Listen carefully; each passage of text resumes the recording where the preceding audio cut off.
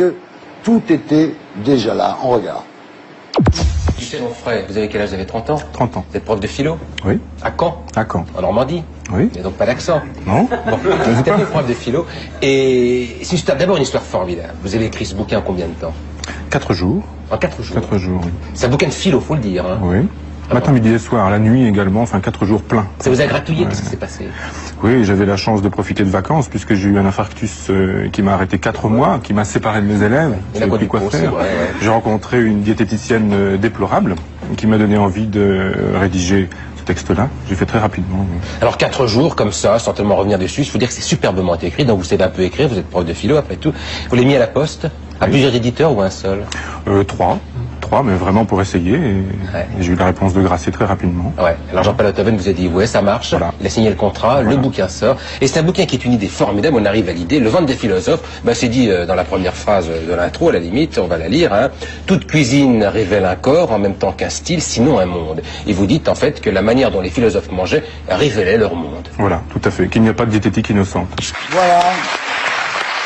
Alors, ce qui est extraordinaire dans cette histoire, c'est que vous venez à Paris, donc on vous dit, on prend votre livre, vous venez à Paris, Jean-Paul Otthoven vous reçoit pour vous dire, on prend ton bouquin, il y a quelques petites corrects à faire, vous prenez le train pour rentrer chez vous, et en arrivant, vous l'appelez, vous dites, c'est fait, pendant le temps du voyage, quoi. Dans la maison, personne n'y a cru. Tout le monde pensait que je cachais quelqu'un et que je servais de prête-nom. T'as pas lâché la philo, mais t'as bien lâché la diététique, hein. J'ai vieilli. Alors ça, c'était en 1989, et ensuite, il y a eu ça.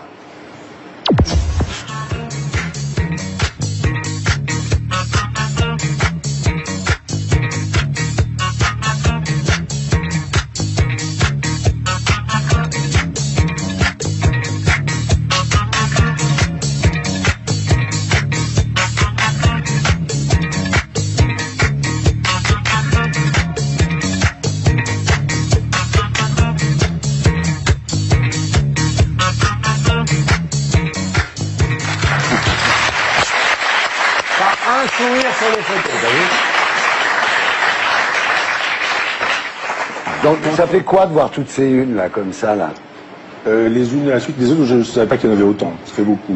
Ça fait beaucoup. Il me semble. Certaines qu'on n'a pas envie d'avoir non plus. Hein. Les gens ont l'impression qu'il y a des plans médias et qu'on négocie les couvertures. Pas du tout. On découvre. Vous faites vendre. Oui, il y a aussi ça. Faut-il brûler en frais quand même? Oui, faut-il brûler en frais, c'est beaucoup. C'est l'époque. Alors, vous dites que les médias sont là pour manipuler les gens, les faire adhérer à la doctrine libérale et faire élire Emmanuel Macron. En tout cas, on ne peut pas dire que vous n'ayez pas la parole. Pourquoi alors? Parce qu'ils sont sûrs d'eux ou parce que finalement vous n'êtes pas si dangereux que ça?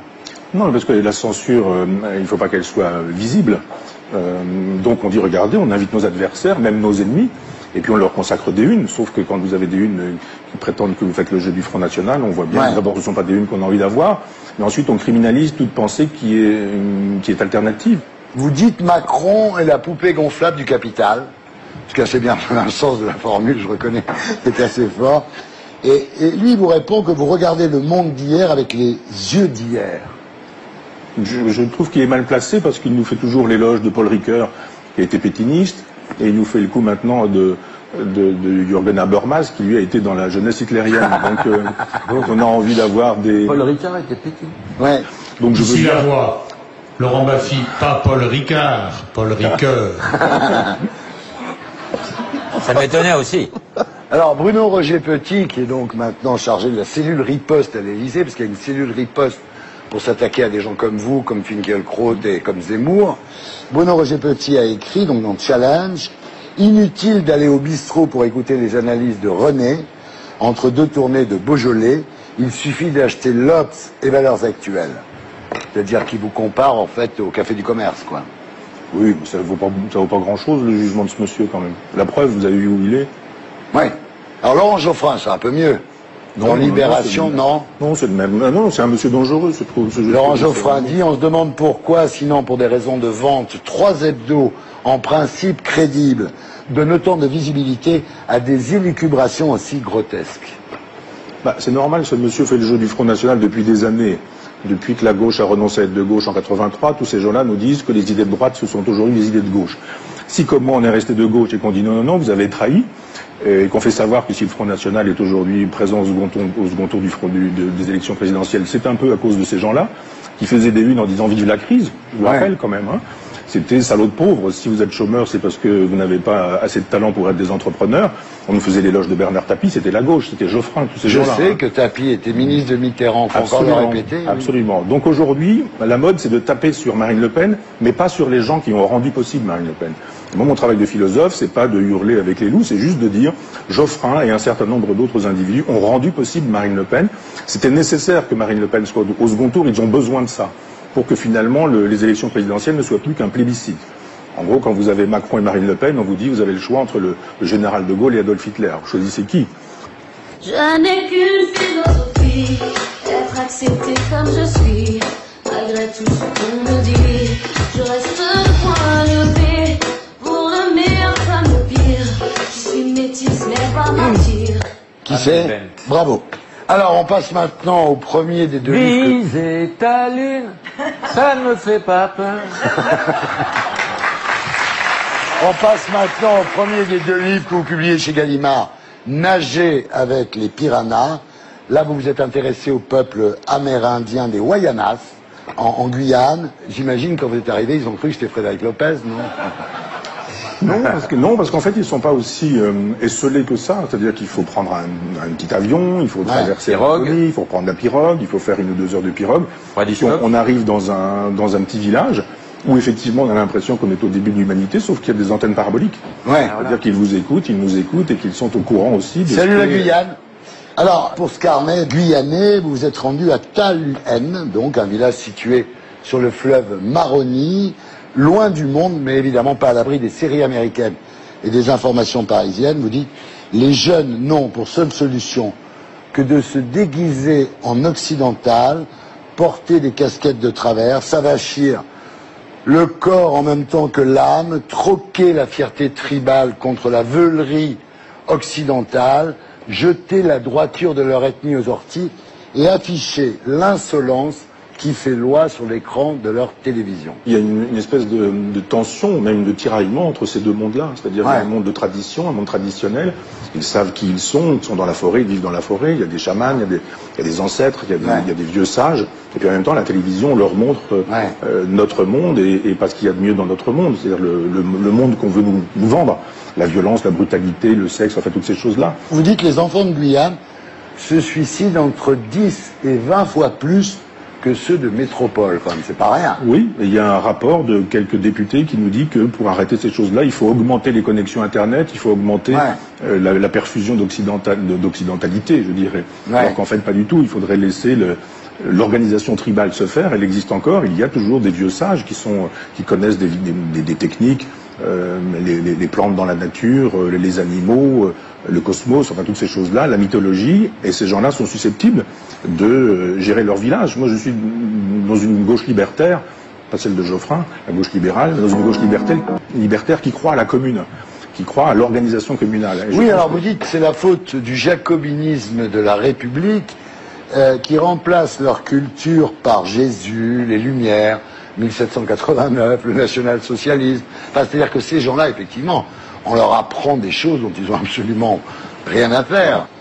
Et c'est la faute de la télé, dites-vous souvent, et vous racontez comme ça, la nuit amazonienne ne reprend ses droits que lorsque on n'est pas couché et terminé. À ce moment-là, il y a un peu de paix, on recommence à regarder les étoiles, quoi. Il y a des groupes électrogènes qui permettent d'avoir la télévision, donc évidemment tout ça marche avec de l'essence, donc ça fait un bruit terrible. Et le dernier qui regarde la télévision et qui éteint sa télévision dans le village, eh bien on sait qui il est, parce qu'à un moment donné, tout s'arrête et on entend les bruits de la forêt. Mais pourquoi ne pas leur donner l'indépendance, finalement? C'est la question que vous ne posez pas dans votre bouquin, ça. C'est un peu difficile, c'est comme quand le bateau coule, on dit mais qu'est-ce qu'il faut faire pour que le bateau ne coule pas? Il y a un moment donné où il ne peut plus ne pas couler. Et il aurait fallu faire plein de choses qui n'ont pas été faites, évidemment. Quand la Révolution française a lieu, elle croit qu'elle a des idées tellement géniales et universelles qu'il faut les exporter partout. Il faut dire qu'à l'origine du colonialisme, il y a cette idée de gauche qu'il faut universaliser les Lumières. Ça ne se dit pas beaucoup. C'est pas vous qui m'interviewez, mais quand même, permettez-moi de dire que Léon Blum a dit en 1931 à la tribune de l'Assemblée nationale, Léon Blum, absolument. pas Adolf Hitler, il est du devoir des races supérieures d'aider les races inférieures. Léon Blum. Donc il faut bien dire aux gens que la colonisation est une idée de gauche, même si après la droite s'est un peu bourré les fouilles. Au départ, c'est une idée de gauche. Merci de le rappeler, Michel Onfray. Ici la voix. Thierry, Laurent Geoffrin vient d'appeler, il est coincé dans les embouteillages, il n'est pas sûr de pouvoir arriver avant la fin de l'émission. Une bonne nouvelle. Alors, Michel, vous avez suivi le voyage d'Emmanuel Macron en Guyane. Est-ce que vous avez vu sa réaction quand il sent une odeur de cannabis? On va regarder d'abord. Venez, venez. Allez, allez, les gars.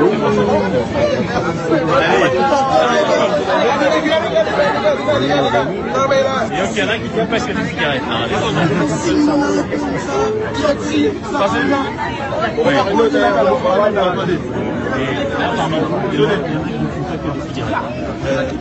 J'ai encore du nez là. Oui, voilà. Et ça va pas vous aider ça va pas vous aider à bien travailler à l'école. Vous voyez ce que je veux dire? Et là, il faut le dire au pouvoir. Ça veut dire qu'il a l'habitude de fréquenter des lieux où on fume des pétards? Ouais. On connaît vite l'odeur. Hein. Bah oui, c'est ça, hein, il est habitué. Bon alors, toujours dans la collection blanche de Gallimard, il y a un second livre qui s'appelle Le désir ultramarin. Alors, Je l'ai. Très bien, alors il a une utilité finalement. Alors pour vous poser la question, comment naissent, vivent et meurent les civilisations? Vous partez aux Marquises, sur les pas de Victor Ségalen. Alors Victor Ségalen, c'est un personnage extraordinaire, qui était médecin, poète, dépressif, drogué. Une très grande figure. Comme Gauguin avant lui et Brel après lui, donc Ségalen a retrouvé goût à la vie aux Marquises. Donc vous y allez. Vous faites 27 heures de vol, vous arrivez là-bas, et là vous dites évidemment, tous les gens qui sont allés pour la première fois dans ce genre d'endroit, excusez-moi, disent un peu la même chose. Ici, comme au début de l'humanité, on pêche les poissons que l'on mange apprêtés avec du lait de coco, et on tue le cochon qu'on grille pour le manger. C'est la pure vie, elle oblige au silence. Quand on vient de Chambois, ça fait un choc. Pas vraiment. Ah bon? Chambois, dans mon village natal, il y a des vrais... Mais vous grillez le cochon, mais personnes. bon. Oui, bien sûr, en cachette, et puis on tue le cochon et on mange les bons produits. Mais quand on arrive dans cet endroit-là, ça reste quand même très préservé de la civilisation. Et Ouais. de fait, on y rencontre des gens vrais. Qui ne se plaignent pas. Ah, ça c'est sûr. Gémir n'est pas de mise en marche. Absolument. Vous avez Bien raison. sûr. Et Alors, dans nos campagnes, c'est ça aussi. La On civilisation dit marquisienne a été détruite par la civilisation occidentale, à commencer par la religion chrétienne. C'est vrai que ces gens-là ont été expliqué que Jésus, machin, tout ça, ça a dû quand même leur faire un choc. Vous parlez aussi du sexe marquisien. Alors vous dites que le sexe marquisien n'obéit à d'autres lois que le plaisir. Alors là-bas c'est très simple, hein. Il y a la femme qui peut avoir des enfants, elle est adulte. La femme qui ne peut pas avoir d'enfants, elle est une enfant toujours. Voilà, c'est très simple. Ce qui fait que la sexualité est possible avec une fille de 12 ans. Alors c'est ce qu'il faut dire à propos de Gauguin. Il y a eu ce film récemment avec cette polémique, Oui. on disait il est un pédophile, etc. Il ne faut pas considérer les catégories païennes, je dirais, comme on considère les catégories chrétiennes, judéo-chrétiennes, occidentales. Ouais. Aujourd'hui, à la puberté, on a inventé cet âge un peu bizarre qui peut durer très longtemps. L'adolescence, ça dure jusqu'à 35 ans aujourd'hui. Oui, c'est Tanguy. Et Tanguy. alors que vous avez des moments très précis, c'est d'un jour à l'autre. Dans les civilisations primitives, souvent, où vous avez un moment, vous êtes un enfant, vous avez soit un rite initiatique, des choses particulières, des peuplades africaines, il faut sauter à pieds joints par-dessus un bœuf, et si vous ratez votre truc, c'est assez difficile de continuer votre existence. Mais si vous l'avez fait, c'est réglé, vous êtes un adulte. Les femmes, si effectivement elles ont leurs règles, elles peuvent devenir mères, donc elles passent du statut d'enfant au statut de femme, mais vraiment d'un seul coup. Jean-Luc Lahaye, des gens en train de prendre un billet d'avion. Et donc il reste ça. Alors évidemment, il y a deux siècles de judéo-christianisme, plus que ça même. Mais il reste quand même une espèce de simplicité de ces choses-là. Et puis par exemple, il y a un troisième sexe là-bas. Ah oui, les Mahus. Ouais, les Mahus. Et ça, c'est assez formidable parce que... C'est l'abbé Pierre qui a lancé ce sexe. Ah voilà. Bravo, 1 point. Ce qui est dingue, c'est que vous avez raison. dans une civilisation très primitive, parce que nous on pense, des fois on dit oui, l'homosexualité, c'est la décadence du monde occidental et tout. Et là on voit que dans une société très primitive, les Maous sont traités très bien. Ce sont des transsexuels qui sont d'un troisième sexe et qu'on accepte comme tels. Ce qu'il faut dire quand même, c'est que donc ces Maous, on leur greffe sur le pénis, ça va intéresser Marina. Enfin, Michel n'est pas là, mais quand même, vous lui raconterez. On leur greffe un petit bout d'os de requin, ce qui fait que ça rend le sexe avec ces gens-là beaucoup plus intéressant, vous êtes d'accord? Alors on fend le pénis, on l'aplatit un peu, effectivement. Alors attends, pour deux personnes alors. Ça c'est pour 2 voyages. C'est quoi la recette? C'était traditionnel, oui. Voilà. Et alors, il y a aussi la polyandrie là-bas. Ce qui est génial, c'est que les femmes peuvent avoir plusieurs maris. Absolument. C'est quand même... c'est très intéressant. Alors, je voudrais signaler également l'apparition chez Autrement de Tocqueville Je l'ai. et les Apaches, Laurent. Martine à la plage. Non. Deuxième rire. Je l'ai. On a vu tout à l'heure dans le magnéto que vous aviez écrit votre premier livre en 4 jours. Là, ça fait 9 livres en 2017, ça fait beaucoup. Et pourtant, alors j'ai appris ça, vous dormez 8 à 9 heures par nuit. Vous êtes un gros dormeur. Vous savez tout, oui. Et les somnambules, il écrit quand même. Vous êtes un gros dormeur. Oui, oui. Et un gros travailleur. Ah ben, un gros travailleur. Alors, pas de cinéma, pas de soirée, pas de week-end, pas de vacances. Alors, je vais vous offrir 30 secondes de joie, quand même. 30 secondes de joie.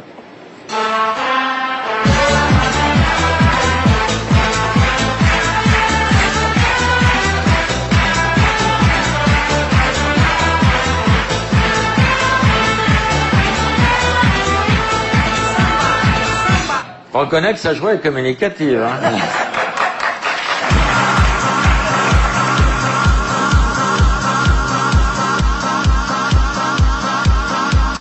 Et maintenant, mesdames, messieurs, on passe au round-up de l'actu.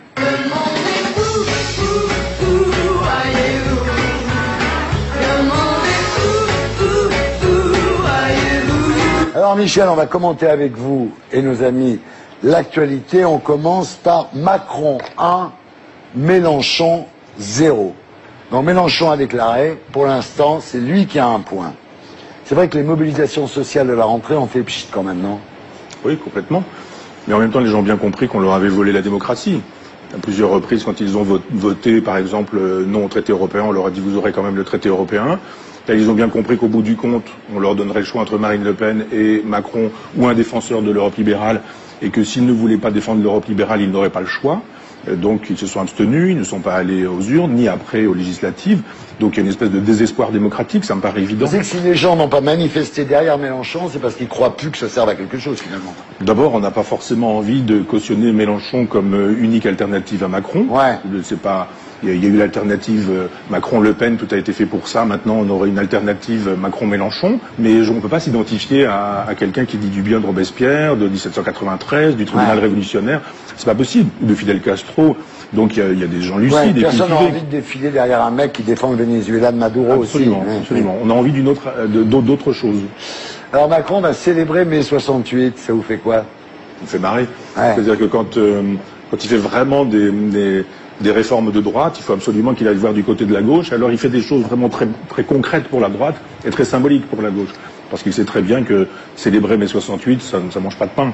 Alors après, donc Balance ton port, libération ou lynchage.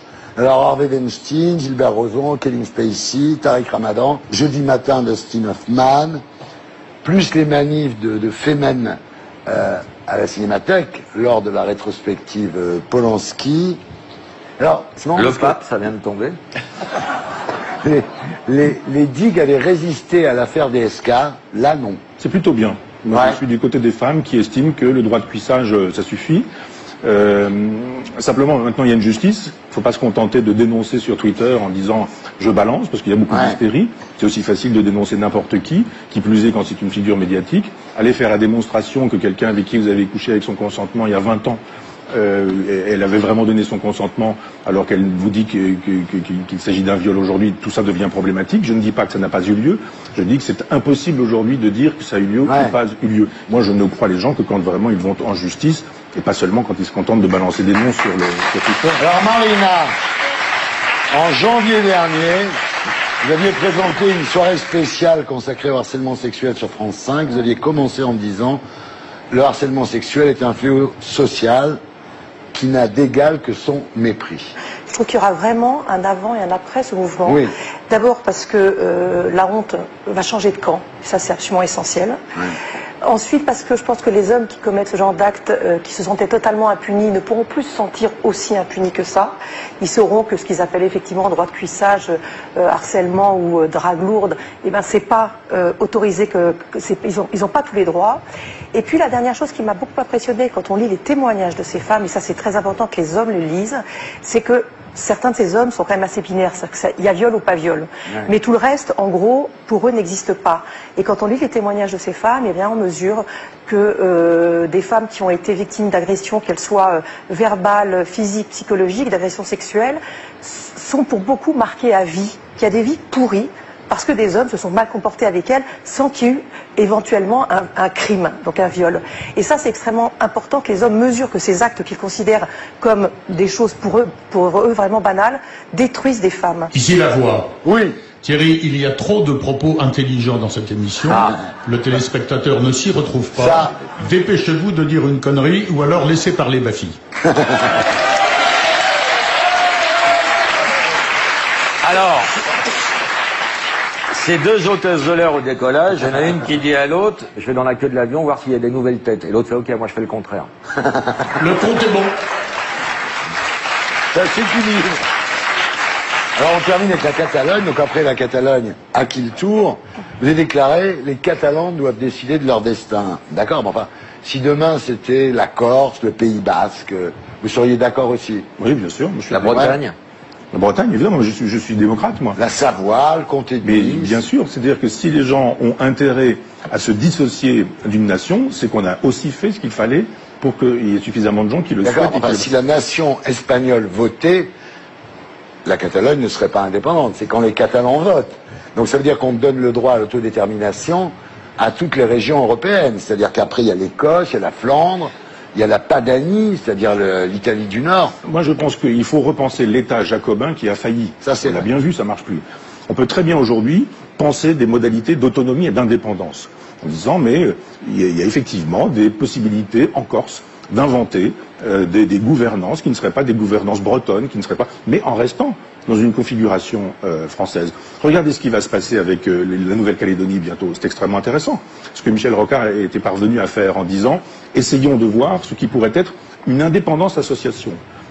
On aurait pu aussi avec l'Algérie, c'est ce que proposait Albert Camus. Camus a dit ce qu'on pouvait envisager à cette époque-là, c'était une solution qui permettait, comme avec Israël et la Palestine aujourd'hui, hein, c'est un mode de comportement qu'on pourrait exporter partout sur la planète, et ce serait bien que les Français d'ailleurs en soient à l'origine. Voilà, donc Michel Onfray, pour ceux que la vie de Michel Onfray intéresse, et on est nombreux, il y a votre web TV qui s'appelle michelonfray.com. Vous avez déjà 13 000 abonnés un an après, ce qui est très bien pour ce genre de médias. Et bientôt, vous aurez une appli. C'est formidable, non? Vous vous exprimez directement, vous n'avez pas besoin de passer par Thierry Ardisson ou Laurent Ruquier. Notre grand invité d'honneur de la semaine.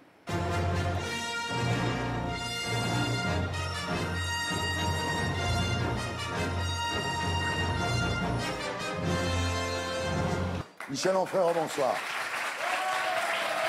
Alors Michel, on va parler des deux livres que vous publiez dans la collection blanche de Gallimard. Alors rien que ça, déjà, c'est un événement. La collection blanche, c'est le rêve absolu. Et alors c'est très marrant, vous avez un pote qui s'appelait Guillain, qui vous avait dessiné une couverture quand vous étiez jeune de la collection blanche. C'est pour ça qu'un des livres est dédié à Guillain. Il est aujourd'hui bouquiniste dans mon village natal, et effectivement, j'avais 19 ans. J'avais écrit un petit roman et il m'avait fait une simulation de couverture chez Gallimard, que j'ai toujours. Ben voilà, collection blanche chez Gallimard. Il y en a un qui s'appelle Nager avec les piranhas et l'autre c'est le désir ultramarin, montre Laurent. Voilà. Mais on va aussi profiter de vous pour parler de l'actu. Mais d'abord, j'aimerais qu'on regarde votre première émission de télévision parce que tout était déjà là. On regarde. Spécial consacré au harcèlement sexuel sur France 5. Vous aviez commencé en me disant